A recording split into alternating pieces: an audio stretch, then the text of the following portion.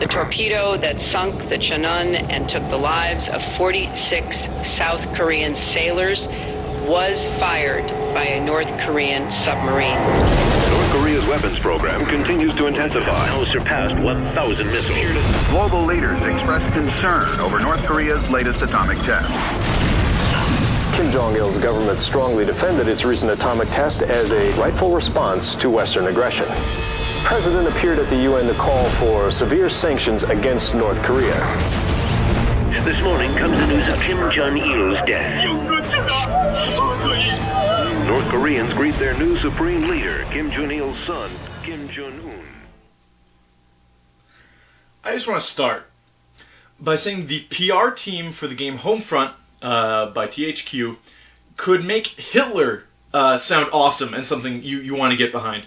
Homefront is a first-person shooter, and the pull to this particular game is it's got a fictional scenario set a little ways into the future where North Korea somehow annexes most of the East, Japan and South Korea and stuff like that, and they eventually, because of the poor economy and a bunch of different other factors, come and are actually able to occupy the United States of America. Alright, so sold. It's going to be one of those games where, we're being oppressed, you get to be a rebel, you finally pick up a rifle and you get to take it to North Korea, which, I mean, we can all agree are some pretty evil dudes, I guess. The game starts out, and of course, like I said, I'm hyped. I'm down for this. I'm down for this fictional scenario. They're selling me on it. The trailers look awesome. We go into the game, and they have actual non-fictional news stuff. Of course, a few months back when there was some, return fire between both Koreas when the ships were getting blown up and stuff like that, which is really cool. You're tying into real life. Then we got Hillary Clinton shows up, and then we kind of go past 2011 into 2012 and on, and they're building the mystery, as it were. And then they finally get to the point where, Korea's in our backyard and we're getting screwed. We're all in detention camps, and it's supposed to be a peaceful occupation, and we find out no, that they're murdering us. They're putting us in death camps. It's a little Holocaust in the backyard. Okay, well, whatever. So you start up the game, and that's pretty much where it loses you. That intro video is the best you're gonna get, because after that you just have horrible game mechanics. The game feels like it's 10 years old. The graphics are not up to snuff.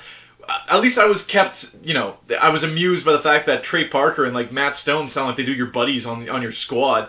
If you've played the game, you must have heard these guys. They sound exactly like South Park characters. It's ridiculous. But the game fires up, of course. You're riding on a bus. You're seeing crazy stuff happening outside. There's a mom and dad that gets executed in front of their kid, which you think about a little ways afterwards, and you're like, why? They were an older couple. The kid's right there, and they're just gonna shoot them in the street. Why did that happen? Just because they're evil? Is that okay? Well, I'm mad at them now. Whatever. So the bus gets overthrown. You get joined with these rebels, and of course you're a helicopter pilot. Apparently, the only helicopter pilot, because it's very important that they save you. You grab a gun and you're immediately shooting up Korean guys who were full-on stormtrooper outfits, pretty much. Wow, missed opportunity.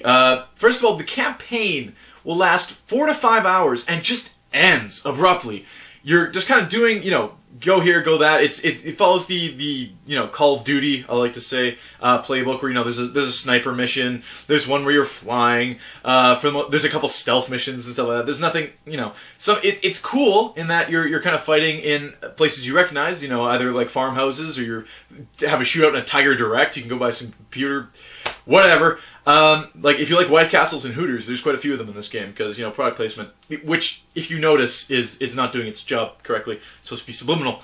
But anyways, so you kind of get to the end of the game. There's a big fight on this bridge. You're like, oh man, we're taking it to San Francisco. We're gonna free this place, and the game just ends. Credits. All right. Homefront 2. I guess it's on its way. Tried to play some of the multiplayer. Played a little bit of it. Nothing to write home about. Was disconnected most of the time. I don't know what that was about.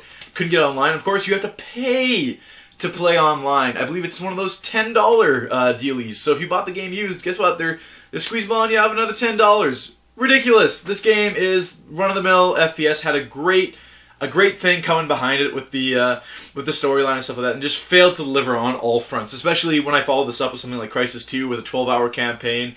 Interesting story, looks like a current gen title. If we're gonna release 10, 15 FPSs every year, make sure yours is up to snuff. don't make yours crappy. Again, I commend that PR team for making me buy this game, but that does not change the fact that it's horrible, and I cannot give it more than a 2 out of 10.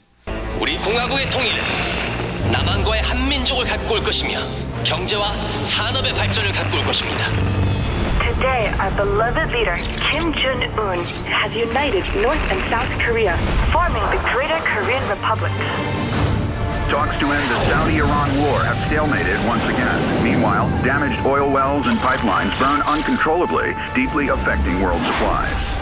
Although costs at the pump are ready to break the dreaded $20 ceiling, The only good communist is a dead communist! Across the nation, civil unrest has intensified with the demise of the U.S. dollar. This is not